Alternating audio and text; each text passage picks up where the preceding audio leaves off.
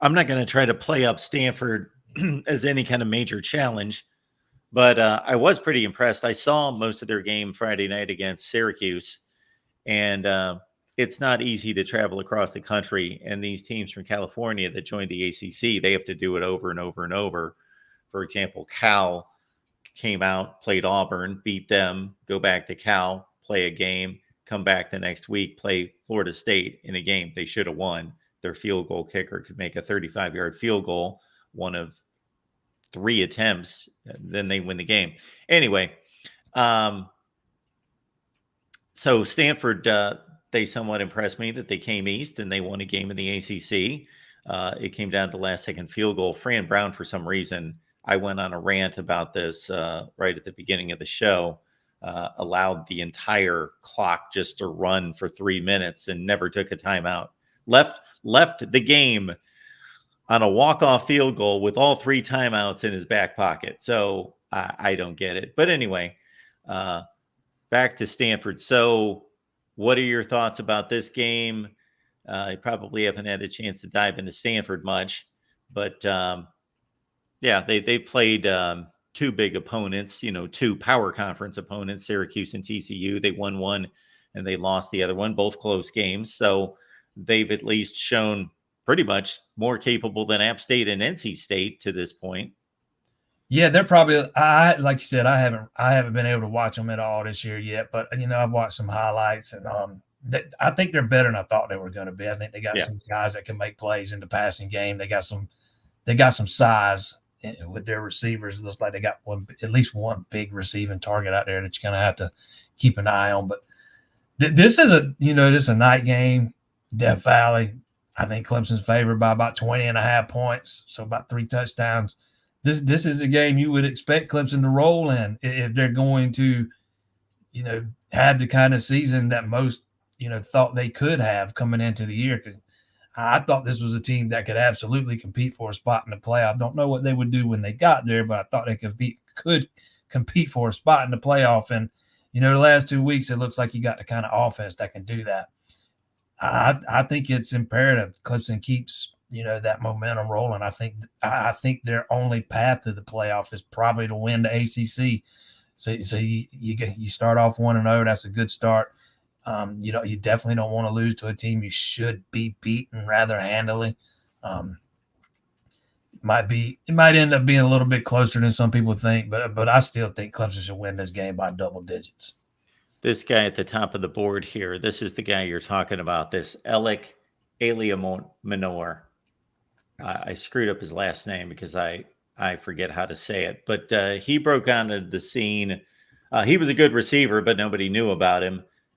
But against Colorado last year, he had some ridiculous game, 300 yards, 13 catches, and they came back from like 4 touchdowns down to win in overtime. And then, he did the same thing, not statistically, but against Syracuse. Yeah, this guy's an NFL receiver, but of course, so that's going to be a big challenge for a cornerback spot, but obviously Clemson's a much better team and should be able to handle it. The quarterback for Stanford, he's mobile. He's going to run around and be a problem, but he also is pretty inaccurate at times. So he's got a lot to work on, but yeah, it's a much better Clemson team. But yeah, that's the guy that Clemson secondary is going to be focused on. Yeah, I thought they did a pretty good job, or at least the starters, when they were still in the game, did a pretty good job with Concepcion of NC State. A guy that kind of beat them single-handedly last year, had the big 70-something yard touchdown catch, had a 50-yard run that set up another touchdown. This will be another good test for those guys, but Clemson's got some talent at corner with Lucas and Terrell. You got Shelton Lewis playing in the nickel, or he's played in the nickel the last 2 games. They got some talent at corner, probably, I think, Lewis and Terrell, both sophomores. Lucas, a redshirt sophomore, if I'm remembering that right. A little younger talent, but, there's some talented guys, and they've been pretty solid through the first 3 games of the season, those, top of the depth chart corners anyways. Jason Priester, Clemson Insider. Anything on the recruiting front for us to be looking out for? I mean, Clemson had another decommitment Saturday. They have now lost two of their highest rated, commitments since August, since the last 6 weeks or so. Bryce Davis flips to Duke. Now Isaiah Campbell's decommitted. Looks like he's going to, I know he already has taken at least one visit to North Carolina. It looks like he's going to take a visit to Tennessee. He'll probably line up some more. Without diving too deep into the weeds here, it sounds like Clemson's got some fires to put out. They're down to 13 verbal pledges in this class, which, a class that was probably going to be close, should have been close, that you wanted to be closer to 20 guys when you got signing day. You're still stuck on 13. It's not a good look, especially when I think Davis and Campbell were two of the four highest rated guys in the class, and they're both defensive linemen.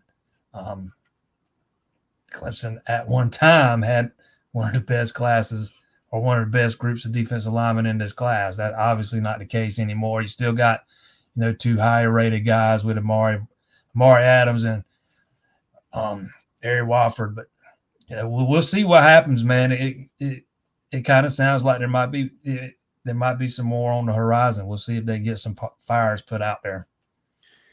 And a conversation for another day. We'll see if anything else transpires. But as you well know, there are reports out there that the ACC's possibly in preliminary conversations with Clemson and with Florida State and making amends. They may stay after all. I think any deal that gets the grant of rights shortened is a win.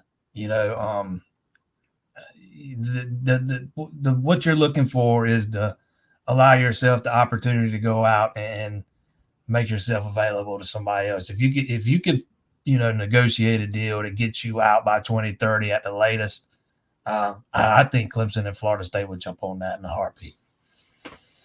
All right, Jason, appreciate you being here. Enjoy the game on Saturday, and we'll catch up soon. Absolutely, man. Appreciate you having me on, Mark. Thanks, Jason. College football is even more exciting with some action on the line. And the games are even better when you're cashing in. And the Voice of College Football is the place to be to get the greatest value. Let's start with my picks. 75% against the money line, 58% against the spread. I've got a 40-year track record. In fact, in 2023, at $100 played per game, you would have netted over $9,300. And guess what? I'm just the warm-up act.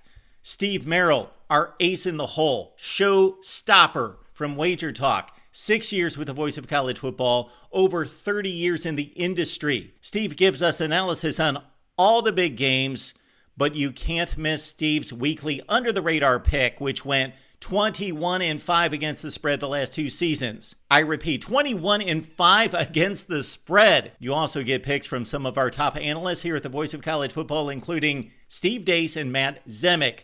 Become a YouTube channel member or Patreon member for just $99 per month. Go to the main channel on YouTube, click join, and select the betting tier. Do the same thing on Patreon. Make 2024 a winner now.